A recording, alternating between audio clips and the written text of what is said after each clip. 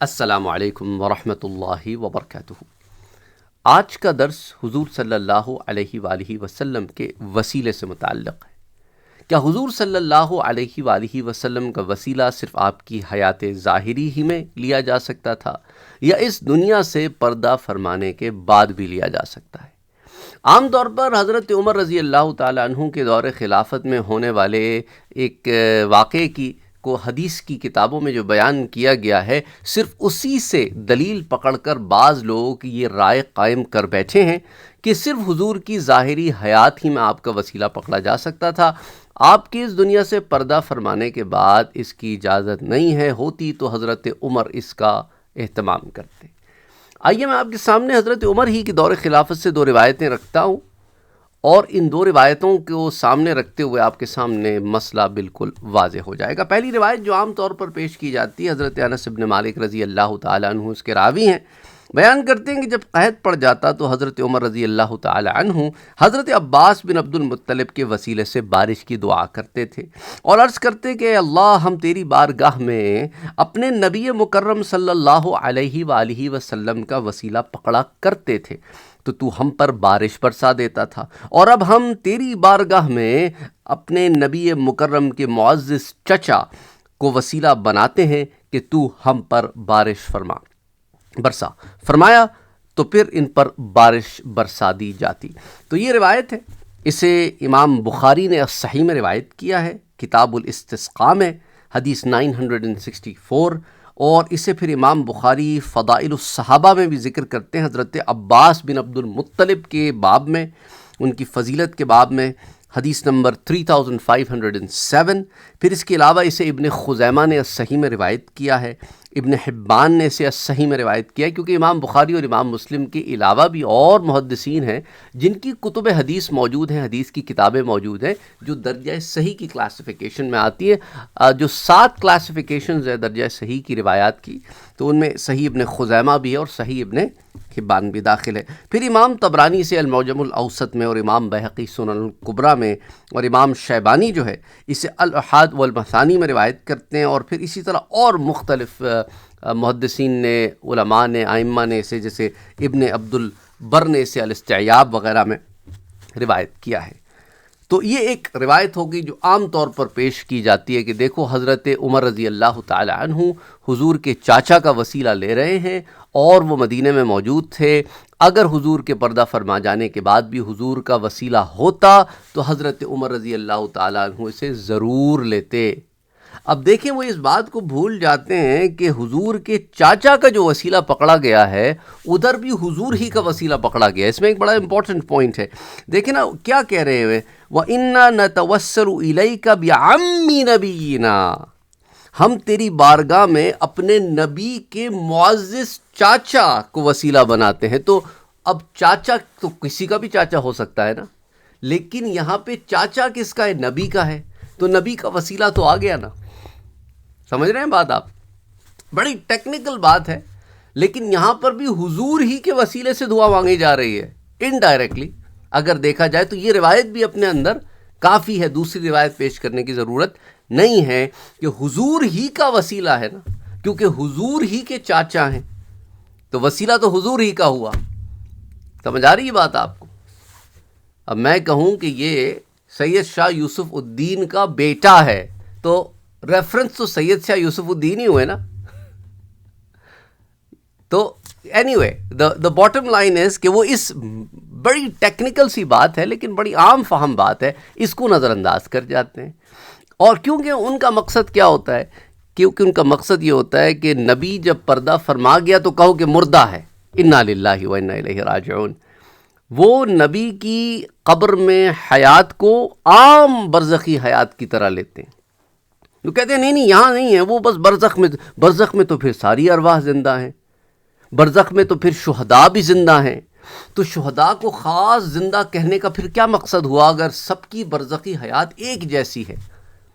سمجھ رہے ہیں آپ بات؟ یہ دیکھیں نا، روح تو کسی کی ختم نہیں ہوتی نا، روح جب جسم سے قبض کر لی جاتی ہے تو بدن زمین میں چلا جاتا ہے اور روح تو قائم رہتی ہے، روح تو زندہ رہتی ہے۔ تو پھر نبی میں اور شہید میں اور عام آدمی میں کیا فرق ہوا؟ اگر سبھی کی روح برزخ میں تو سب کی زندہ ہے۔ عام مومن، عام صالح، اسی طرح شہید، اسی طرح نبی، کوئی فرق تو ہوگا نا. جو کہا گیا ہے کہ انبیاء اپنی قبور میں زندہ ہیں، یہ قبور میں زندہ ہیں کی جو خاصیت تخصیص کی گئی. اور شہداء کے لیے اللہ نے کیا فرمایا کہ انہیں مردہ نہ کہو، یہ اپنی قبور میں زندہ ہیں بلکہ رزق بھی دیے جاتے ہیں. روحوں کو رزق کی ضرورت ہوتی ہے؟ روحوں کو تو رزق کی ضرورت نہیں ہوتی، وہ تو روحانیت میں ہوتی ہیں. رزق کا پہنچا دینا تو جسموں کے لیے ہوتا ہے. لیکن anyway وہ اس پر ہم بڑی تفصیل سے پہلے بات کر چکے. لیکن اگین ان کا یہ مقصد ہوتا ہے کہ کسی طرح اپنے اس پوائنٹ کو یہاں سے ویلیڈیٹ کریں کہ بھئی وسیلہ تو زندوں کا ہوتا ہے اور انبیاء تو چلے گئے. ہم بھی یہ کہتے ہیں بھئی وسیلہ زندوں کا ہے اور انبیاء زندہ ہیں، کیونکہ حضور نے خود فرما دیا کہ انبیاء اپنی قبروں میں زندہ ہیں، اور زمین کے لیے حرام کر دیا گیا ہے کہ انبیاء کے جسموں کو چھوئے بھی. تو یہ ساری باتیں تو بڑی واضح ہیں. اور انبیاء ہر لحاظ سے شہداء سے افضل ہیں. جب شہداء زندہ ہیں تو انبیاء تو بہت اعلیٰ ہیں. صدیق بھی شہداء سے اعلیٰ ہیں، اور اس پر قرآن دلیل ہے. دلائل تو بہت سارے ہیں قرآن سے اور حدیث سے. لیکن آگے لوگ وہ ہیں کہ میں نہ مانوں. تو اب آپ ایسے لوگوں کا کچھ کر نہیں سکتے جو میں نہ مانوں کی رٹ لگا کے بیٹھے ہوں. آئیے آپ کو ایک اور روایت حضرت عمر رضی اللہ تعالی عنہ ہی کے دور خلافت سے دیتے ہیں.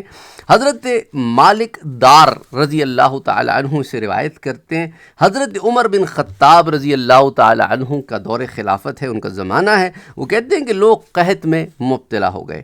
پھر ایک صحابی رسول صلی اللہ علیہ وآلہ وسلم، صحابی ہے، صحابی کا عقیدہ بتا رہا ہوں میں یہاں پہ آپ کو اس روایت سے، وہ حضور صلی اللہ علیہ وآلہ وسلم کی قبر اطہر پر حاضر ہوئے اور عرض کیا، یا رسول اللہ صلی اللہ علیہ وآلہ وسلم، آپ اللہ تعالیٰ سے اپنی امت کے لیے سیرابی مانگیں. روضہ رسول پر حاضر ہو کر صحابی کیا کہہ رہے ہیں؟ حضور سے مخاطب ہیں کہ حضور آپ اللہ سے اپنی امت کے لیے سیرابی مانگیں، کیونکہ وہ قحط سالی کے باعث ہلاک ہو گئی ہے. اب اس کے اوپر اب صحابی پر بھی کوئی کفر کے فتوے لگا دو، شرک کے فتوے لگا دو، معاذ اللہ، استغفر اللہ العظیم. ان لوگوں سے یہ بعید نہیں کہ ایسے بھی کر گزریں. اکثر کیا کرتے ہیں، جب ہم روایت پیش کرتے ہیں نا، کہتے ہیں جی یہ روایت ضعیف ہے، یہ روایت فلاں ہے. یہ روایت بھی ہم بتاتے ہیں آپ کو، لیکن مسئلہ یہ ہے ہم اسے صحیح ثابت بھی کر دینا انہوں نے نہیں ماننا، کیونکہ ان کی ڈاکٹرائن جو پیچھے ہے نا ابن عبد الوہاب والی، وہ ہل جاتی ہے. چکر سارا یہ ہے، انہوں نے اپنے ان بابوں کو بچانا ہے. ان کو قرآن سنت حدیث سے غرض نہیں ہے، ان کو وہ اپنے جو بابے ہیں نا 200 سال پرانے، ان کو بچانا ہے. چکر سارا یہ ہے کہ ان پر بات نہ آئے. اچھا، اب جس پر امت کا اجماع ہے اس کے خلاف یہ بات کر رہے ہیں اور اپنے آپ کو سلفی کہتے ہیں. حالانکہ اسلاف سے ان کا کوئی لینا دینا نہیں ہے، کیونکہ اسلاف نے تو ان روایتوں کو جمع بھی کیا ہے اور انہیں بیان بھی کیا ہے، اور صحابہ کرام کا عمل ہے. اس کو یہ ڈینائی کرتے ہیں کیونکہ پھر ان کی وہ پوری ڈاکٹرائن ہل جاتی ہے. بات کو سمجھیں آپ، یہ ایسی نہیں شور کر. یہ جب ایک حدیث بیان کرتے ہیں تو غور کیا کریں. یہ ایک حدیث سامنے بیان کر رہے ہیں لیکن پیچھے اپنی ڈاکٹرائن بچا رہے ہوتے ہیں. یہ حدیث بیان کر رہے ہوتے ہیں، پیچھے اپنے وہ ڈگڈگی جو ہے نا جو پیچھے بج رہی ہے، اس کی ڈگڈگی کو اپنے دماغ میں بجا رہے ہوتے ہیں، اور آپ کو ایک بڑے سلو طریقے سے اس راہ پر لے کے آ رہے ہوتے ہیں جو ان کی طریقہ کار ہوتا ہے، جو ان کا طریقہ ہوتا ہے. تو اس لیے آدھی آدھی باتیں بتاتے ہیں اور باقی چھپا جاتے ہیں. یہ میں نے آپ کو یوتھ کلب کے بارے میں بتایا تھا. وہ جو راجہ ہے نا ان کا، راجہ ضیاء الحق، وہ جو بدعت فوبیا میں مبتلا ہے. ایز یوزول یہ سارے بدعت فوبیا میں مبتلا ہیں. تو وہ بھی بدعت فوبیا میں مبتلا ہونے کے باعث اس نے آدھی آدھی روایتیں جمع کر کے، جو ان لوگوں کا طرز عمل ہمیشہ سے رہا ہے. تو پھر ہم نے اس کا بڑا تفصیل میں جواب دیا کہ یہ تم آدھی آدھی روایتیں کیوں بیان کرتے ہو؟ پوری بیان کرو نا. اور کیوں بیان کریں گے پوری روایتیں؟ یا تو پڑھا ہی اتنا ہے یا اتنا ہی حکم ہوا ہے کہ بس اتنا ہی بیان کرنا ہے، لوگوں کو اسی راہ پہ لگانا ہے. اب یہ نئی دکان کھولی ہے ہم نے. اچھا، یہ جو دکانیں کھولتے ہیں نا، اس پر بھی میں نے آپ کو پہلے بتایا ہے، انہوں نے اتنی ساری دکانیں بازار میں کھول لی ہیں کہ آپ ایک دکان سے چھوڑ کے دوسری پہ جائیں گے تو بھی آپ انہی کے پاس آئیں گے، کیونکہ پیچھے مالک ایک ہی ہے. بہت ساری دکانیں کھول لی ہیں. اگر آپ ٹوئیٹا سے گاڑی خریدیں یا آپ لیکسس سے خریدیں، وہ پیچھے پیسہ تو ایک ہی جگہ آ رہا ہے. سمجھ رہے ہیں بات آپ کو؟ ہونڈا سے خریدیں یا ایکیورا سے خریدیں، ایک ہی جگہ پیسہ آ رہا ہے. آپ نیسان سے خریدیں یا آپ انفینٹی سے خریدیں، ایک ہی جگہ پیسہ آ رہا ہے. وہ چکر سارا یہ ہے. وہ پیچھے ہے ایک ہی ہاتھ، مختلف ناموں سے دکانیں کھولی ہوئی ہیں، تو ان دکانوں کو آئیڈینٹیفائی آپ کو کرا رہے ہیں۔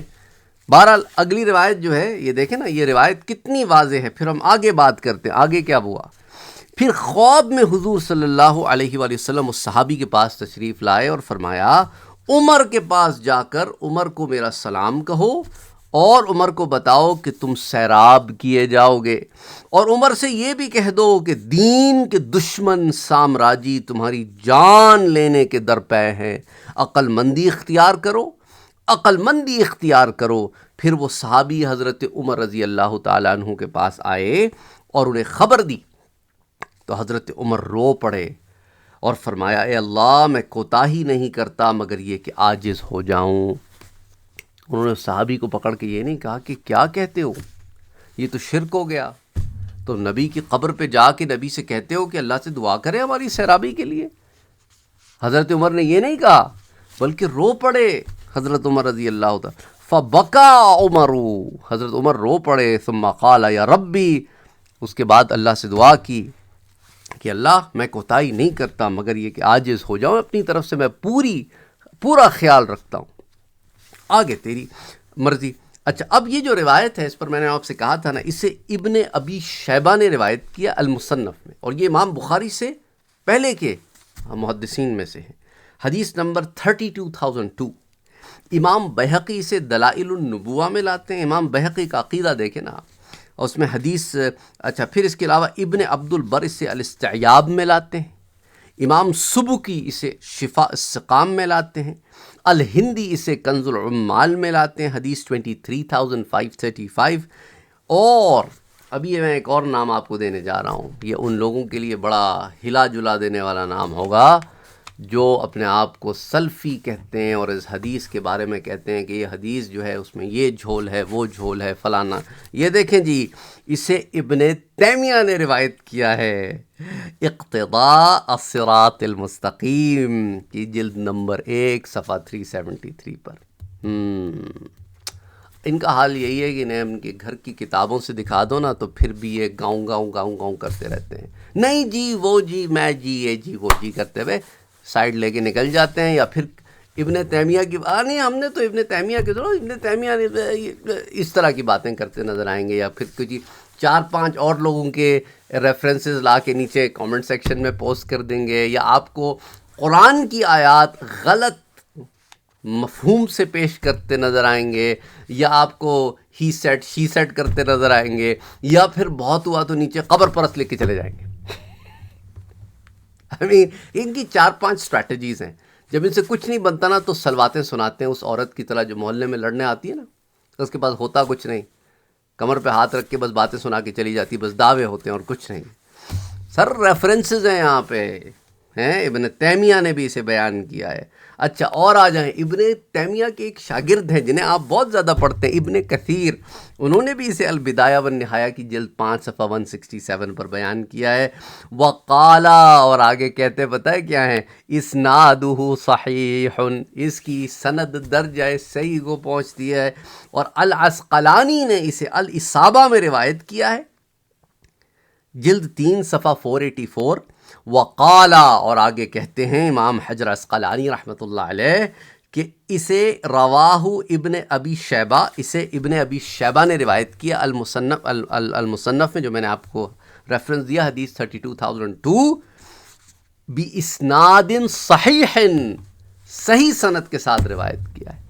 اچھا اب یہ آگے پتہ ہے کیا پینت رہے، بخاری میں دکھاؤ، مسلم میں دکھاؤ، بخاری میں، وہ اللہ کے بندے، امام بخاری کی اپنی تحقیق کے مطابق لاکھ حدیثیں درجہ صحیح کی انہیں ان کے پاس موجود تھیں، انہوں نے اس میں سے ریپیٹیشن بھی ملا لو نا تو 8,000 حدیثیں بھی بخاری شریف میں نہیں ہیں، 8,000 بھی نہیں ہیں، تو باقی 92,000 جو درجہ صحیح پر امام بخاری کے مطابق پہنچتی تھیں انہیں بھی تو کہیں نہ کہیں روایت کیا گیا ہے۔